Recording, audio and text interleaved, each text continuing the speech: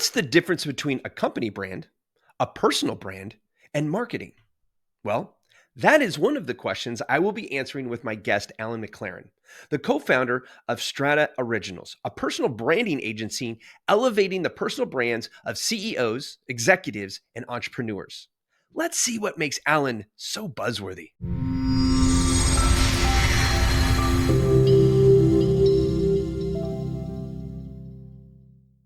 Welcome, Buzzworthy entrepreneurs, and welcome, Alan, to the show. How are you today? I'm feeling buzzy, Buzz. Is that Buzzy buzz. Uh-oh. It's not the first time you've heard that. I haven't heard it in a while, so I will give you credit for being nostalgic, if nothing else. So that's awesome. Where are you calling in from today, Alan? Just outside. I'm in Canada, the other side of the border, just outside Toronto. Very good. It's a city that I have not been to yet. I actually have a handful of friends, and then we have some besties from when I lived in Alaska that moved in the Toronto area, right on the border. One of them is Canadian born. One was American born. He's border patrol, and so he got a new post down there in Toronto. So so they've been here. We need to go back up there. So anywho, with that said, today we're talking about branding. And what in the green room, we were talking a little bit about the biggest struggle that businesses have when it comes to branding. And we actually talked a little bit about the difference between branding and marketing. So I feel like, we're going to get into the fact that branding at scale, especially for B2B businesses, is difficult. It really is. But the great thing that most small to medium-sized businesses don't have to worry about is true scale, like enterprise scale, right? When we look at what we see in the news, and this is the issue with most business owners who only 5% of all businesses in America are even in the enterprise space. 85% of businesses in the United States are small businesses under $1 million. 15%, 1 million to 10 million, right? So there's 90% from $0 to $10 million. And most of these people, most of you listening today are falling in that realm. And so we want to break this down into that space, the SMB, if you will, of all that. And so when we talk about scale, we're not talking about what has to happen for Nabisco and Apple and stuff like that. We're talking about scale in that you get to leverage your time and your creativity. And so, Alan, you're going to help us break first down what is the biggest difference between when we talk about branding and marketing. So let me take it one step further. Personal branding is marketing, right? Because branding is branding, and branding is part of as part of the marketing world, which is about, your USP, all the things that are there, your branding, your logo, and stuff like that. But personal branding is, as contrasted to marketing, is in marketing, what you're trying to do is obviously, with respect to marketing, I had an agency for 20 years, is you're interrupting somebody with a message to hopefully get them into your funnel somewhere so you can sell them something at some point, right? So inherently, companies are not trusted because when you reach them, if they're not in market, which is less than 5% of them are in market, then you're interrupting them. And so then that marketing world of nurturing and staying in touch with them and doing multiple things is what you do. And there's nothing wrong with that. Personal branding is an attraction strategy. Here's the difference. When you're out there with your content, you're connecting with other humans, other people, and you're not selling them. You're sharing the best of you. So in my world, I share personal branding content. I teach people this is what you do. I don't sell a thing. I don't say, and by the way, the link at the bottom, or please like or share. I teach you. And then what happens? You say, oh, I like this guy, or I don't like this guy. If I like him, I should talk to him because I think I need help with my personal brand so I can help scale my business. So that's where I see the difference between marketing. Marketing is push and personal branding is attraction. That's how I look at the two. That's good. I'm going to push back a little bit because I always look at marketing as a magnet Correct. right? And I think that the brand is the face of the marketing, Yep. right? So it's what you're, but it's the human factor, right? And personal branding is the forefront. It's the Rudolph of the whole thing, right? It's the one with the red shiny nose everybody sees, right? So that That's right. personal brand is where we connect, because whether you're in B2B or B2C or any whatever business you're in, your human beings are buying from you, regardless of if it's in person or online. Whether they ever see your face or not, your personality is somewhere in your marketing message. And I always look at marketing as a message, Yep. where branding is a conversation. So it's 100%. not contradictory, but it's for me, it's like that next level, because advertising is then the interruption, Yeah. right? And I always tell people, I was like, when you are under $1 million, you are not going to be doing much advertising, if any at all.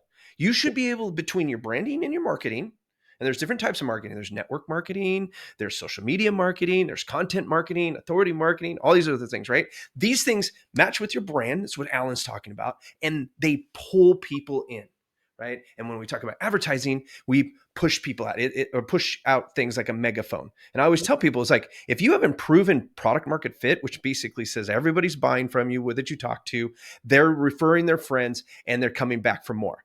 Now you got product market fit. That message, whatever got you there, that's what you advertise. But most people go, well, I'm an accountant. I mean, what's different about me? Well, there's something different about me. You only need 1 degree difference, right? That's Right. all you need. One of the things you said, though. Oh, go ahead. Go ahead. No. Go ahead. That's a question. Okay. So one of the things you said, though, that was really cool, that I liked, was the fact that you said, and sometimes they're not going to like what you have to say when you're branding. Yeah. And that, to me, is saying that you are happy to disqualify people. Well, marketing 101, if everybody did it, is to make sure you have a really good persona. Who's the person that you Mm-hmm. really want to talk to? Ideal client, right? Everybody has one, but Mm-hmm. everybody thinks they need to talk to everybody. And that's the kiss of death in marketing. So in personal Mm-hmm. brand, it's Alan McLaren. I'm the person. You see my face. You like my face. You like the way I talk. You like that I'm Canadian. You don't like that I'm Canadian. All those things matter. And you're going to go, I'm attracted by Alan or I'm repelled by Alan. His message doesn't resonate with me. That's okay. Because the narrower you get in marketing, the better, as you know. But in personal branding, think about this. I'll ask this question. How many people on your LinkedIn profile know what you do for a living actively? What's the answer to that question? What's the It's real usually answer? less than 10%. Less than Yeah. 10%. You have 2,000 people. There's 1,900 odd people or 1,800 odd people that don't know what you do. They know you. But when they do Yeah. know, they can refer you. That's what I mean by Mm-hmm. attract. I'll give you an example, Mm-hmm. Buzz. 2 weeks ago, I used this example on a podcast yesterday, that I had a call from a person I hadn't seen in 7 years from New York. Mm-hmm. Can you talk to our group on personal branding? Yes, boom, speaking gig. On the Mm-hmm. Monday, someone from Cyprus saw a video on Instagram and said, I need help with my personal brand. Can you help me? The video was 30 seconds. What happened? Mm-hmm. Somehow I built trust with those people, and 2 gigs Mm-hmm. came out of that in 5 minutes. So what does that do? Can Nice. marketing do that? It can, Mm-hmm. but it's harder, isn't it? But Alan's face Mm-hmm. can do it, or Buzz's face. You have a brand, Buzz. You have a personal brand. It starts with the word Buzz, right? It's different than everybody else's, right? So, Yeah. so if you do it or your company does it, what has more trust value? The Right. person or the business? That's what I'm talking about. At the end of the Mm-hmm. day, but building trust at scale. That's Right. the power behind personal branding. Yeah, no, I think that you're absolutely correct. I mean, the social media spaces, and depending on who your audience is, and I always tell people, like, when we talk about social media, Yeah. and I don't want to go too far down this rabbit hole, but it's like people try to be everywhere at all times, Yeah. omni-channel. And and I like to tell people, I was like, listen, if you're talking B2B, yes, you can find your B2B people on Facebook, but you know where it's a lot easier to find your B2B people? LinkedIn. Yeah. If you're female centric, Pinterest is a really good place. Are you not hitting some people that are not on Pinterest? Of course. But how much business can you take? There's how many people on Pinterest? Yeah. There's more than you can handle just on Facebook, but That's right. Facebook is so noisy, right? And it's like, I think that people, they try to get their face everywhere. They're out like all the billboards, like the personal injury attorneys of personal Right. branding, right? There's like everywhere, like call my number. And the problem is that you, like you were saying, you dilute yourself, right? And Yes. so what's the secret at scale? Because when people hear scale, they think of just like a machine, just chopping, pumping things out versus quality over quantity. So how do you help people get past that mindset? So let's change the parameter for a moment to relationships, because marketing, we get into impressions and views and all that other Mhm. stuff, right? Which is all important. Sure. But if Hmm. you're a small business, how many clients do you really need? You ask that question. So let's say you need 100 clients in a year, maybe 500 clients in a year. So the math would tell you how many people you need to touch, right? Hmm. So the people you Hmm. talk about, when I talk about scale, I'm talking about scaling relationships. So if that Hmm. person that I want to reach is a friend from many years ago that happens to be on Facebook, but all on Facebook, I don't really have a lot of other business friends, then I'm wasting my time, right? Hmm. But if my Hmm. buddies are on Instagram, then I can use that as a business channel because I'm looking at a relationship development and a relationship nurturing versus trying to Hmm. sell that person. That person might be a referral for me because their buddy said, "Do you know anybody in the personal branding business?" "Oh, I saw this guy, Al. I haven't seen him since high school." That happens Hmm. every week, Buzz, because Hmm. you're Hmm. scaling the touch points. Hmm. That's what I Sure. talk. You're scaling the touch point of your voice, of your perspectives, of your, and then you're as a giver, like what our quote internally is very similar to servant leadership, is find your uniqueness and exploit it in the service of others. That's what personal branding is to us. You serve others, Hmm. and then by Hmm. virtue of that, they'll be inviting into your world. And that's where magic happens. It takes time, longevity, Hmm. and consistency. You asked how you Hmm. scale. Multiple platforms, longevity and consistency, which means not a month. You're posting a week, you're doing it forever, and you'll Hmm. see things start to happen after 7 or 8 months. Takes a while. Oh yeah. It Takes a does. while. But I mean, but one of the things you talked about is your face in networking, though. And so while you're waiting for the algorithms to start loving you and showing you to more people, you can use the same techniques Yeah, in networking, right? 100%. But I think that people put themselves in too many rooms or too many of the wrong rooms, right? That's a Like great I don't point. mind you having multiple networks that you're, doing network marketing, right? Yeah, But are you in the right room? Are people going, ooh, you get those referral marketing, you get those referral groups, and it's like when you say your whatever your branding message is for you is like, hey, I'm Michael Buzinski. I create predictably profitable marketing for B2B service-based businesses. If people don't lean in on a regular basis, you either have a branding issue, personal yeah, branding issue, as far as what you're opening up with, yeah, or you're talking to the wrong people. yeah. And it's That's really easy to start. Go ahead. that's where the persona matters so much, right? And you know this in Right. your work, is that I want to talk to, and I'm okay to repel the people who I don't want to talk to, even though they might be people that would pay for my services. On Mm-hmm. average, I need 100 clients a year. So if I need 100 Right. clients a year, maybe I need to speak to 10,000 to get to Mm-hmm. 1,000 to close 100. Okay, I know the math. Right. So how do I reach 10,000? I reach them through speaking gigs and podcasts and social media, organic Mm-hmm. marketing and YouTube advertising. And now I've reached probably millions of people, but the ones Mm-hmm. that matter are the 1,000.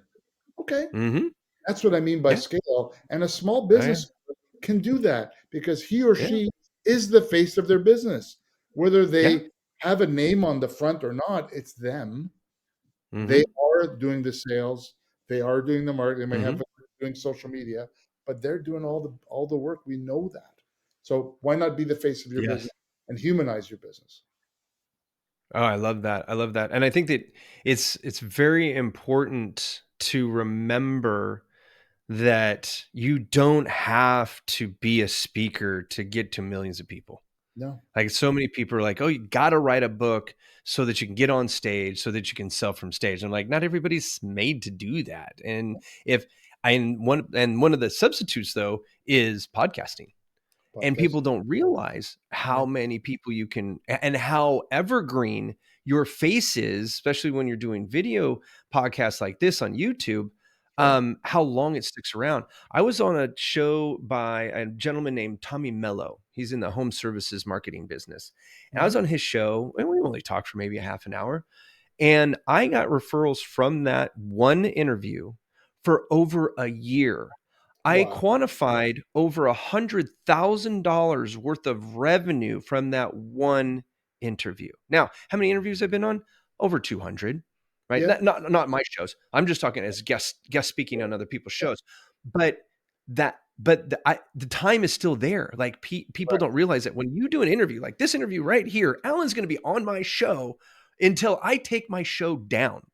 There it is right there. And so we don't know that in 2 Right. years, somebody looks at that and looks at personal branding and is like, I'm looking for personal branding. Or they just do a search of personal branding and this one episode comes up, right? Correct. And then you're there and we're talking. They're like, actually, I want to talk to Alan and Buzz because I want my personal brand and I need my marketing, right? Boom, done. And so both of It's a us get combo. served out of giving all this information to you guys. You need both. You see, at the end of the day, one isn't an enemy of the other, one supports the other. Yeah. Right? That's the beauty Yes. of it. It's another Yeah. opportunity to have a conversation, as you said earlier. You like to create conversations with people. That's what we're doing at scale because Mm-hmm. LinkedIn, if you're doing organic marketing, but it's your face, Mm-hmm. not the company face, you're talking to people Mm-hmm. you know who know Yes. other people. That's the Love it. magic behind it, right? So Mm. it is about planting seeds, right? Marketing is about planting Yeah. seeds. This is about Yeah. planting seeds. Stuff will happen 2 years from now, and we'll go, that came from this podcast? Is that ever cool? Yeah. And it will. That is. And if you listen to Gary Vee at all, and I'm not a huge Gary, like I would have dinner with Gary Vee just to talk to the guy. He's an interesting guy. But if you listen to his social media stuff, I think he's a little over the top. That's just my personal opinion. You Yeah, can take it with a grain of salt. But one of the things he does say is that what you're doing today will influence what you get next year, a year from now. right. So when you were talking 7-8 months, that's gracious. Like it can take another year of you doing. Right. Now, are you going to get little wins? Yes. But when Alan's talking about scale, anything that's going to scale will take anywhere between 6 and 12 months 100%. minimum. 100% Right. right. And I think that people lose fact. It's like going to the gym. Marketing and branding is just like going to the gym. You can stop going to when you start going to the gym, you see immediate improvement. But once you start bulking up or getting back in shape, now the improvements get incremental, right? And the increments get smaller and smaller. And you could even stop going to the gym for a minute and not really see a difference until you go back into the gym and realize how much you actually lost. All Yeah. right. And branding and marketing is exactly the same. It's hard. It's arduous. It's forever, like Alan said. But if you stop it, you're losing ground for you a year from now. You stole from yourself a year from now. And a year from now, you're going to wish that, damn it, I should have went and stayed in the damn gym. It's Right. brilliant. So Simon Sinek says, sorry to interrupt you, but go ahead. you can't go to the gym for 9 hours and get in shape. Right. Right. And you can't go for the gym for a year, stop and think you'll always be in shape. Correct. Because people feel I think in business, this is a business mindset thing right here. I'm going to go off on a tangent. Is that people think that once you get your business up and running, it just runs itself. And yes, it does in about 10 years. Yeah. It takes 10 years. Every person you see who has a business that they say runs itself is anywhere between 7 and 10 years down the road. Okay. And if you pivot too hard, and which is fine, if you need to pivot, you're resetting that clock a few years back. And so when we talk about branding and marketing, it's the same thing. You are painting a face to the public and you are this person that, like, Alan's the personal branding guy. If tomorrow Alan decided he's not going to be the personal branding guy anymore, he's going to be the corporate branding guy. It's going to take him a year to 2 years to rebrand himself because people have to forget who Alan used to be and remember. And he's going to continue to get these referrals for personal branding. And he's going to have to say, I'm not that guy anymore. That's right. And I'm not that guy. So you just got to remember that. Like when you choose your brand, choose it wisely and choose 3 years from now, not 10 years from now, 3 years from now, because you can pivot over a 3-year period pretty easily. It's I equate it to flying a plane. You ever flown a plane, Alan? I've not been a pilot. I've been in a plane, but not a pilot. Okay, all right. If you've ever flown a plane, it's crazy. So you can point yourself from between Toronto and Vancouver, okay? Due west, right? Yeah.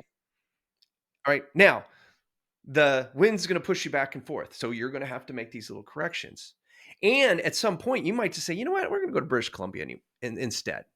Well, now you're just doing these small, you're still on the west coast of Canada, right? It's not like, oh, we decided we're going to go to Quebec and have to turn around, right? and trace over that same space. I love it. So tell me, or don't tell me, tell the audience, because we're talking about that consistency, and this is something you mentioned earlier, so this was something we've been kind of driving into the ground here. What's the secret to consistency at scale? Couple things. One is know what you want to talk about. Lay out your content plan for a year. I'm talking about a year. And if you don't know what it is, ChatGPT is your friend. You can cheat all you want. It'll give it to you and you'll be ready to go, assuming you're comfortable with the topics. So that's the first step. Second is batching content. If you record videos, 6 at a time, because the brain works really well when you record one video and you do the next and you do the next and do the next. That's number 2. Number 3 is block the time in your calendar to do the posting. So part of it is, okay, once a month, I'm going to record 6 videos. Great. Block it in. It's Tuesday mornings. Boom. I record it. Zoom or this. It doesn't have to be perfect. In fact, you don't want it to be perfect. You want it to be authentic and normal. That's important. The other part that's really important, Buzz, is the engagement part. 3 times a week, you need to go on other people's stuff and say something intelligent. The algorithm really, really likes that. So, and it's not just, hey, great video, something insightful, right? I'll give you an example, Buzz, of scale. I went on Gary Vee's post, and you think, well, why would anybody post? He gets 1,200 comments and 5,000 likes. I made a comment that was evidently insightful. I had 522 impressions on my comment. That's 522 people got served my comment, a comment. Imagine if you're doing that every week at scale, plus producing your own content, plus maybe doing other things like writing articles or sharing other people's content or going on podcasts or going on speaking gigs. You start to see what scale really means.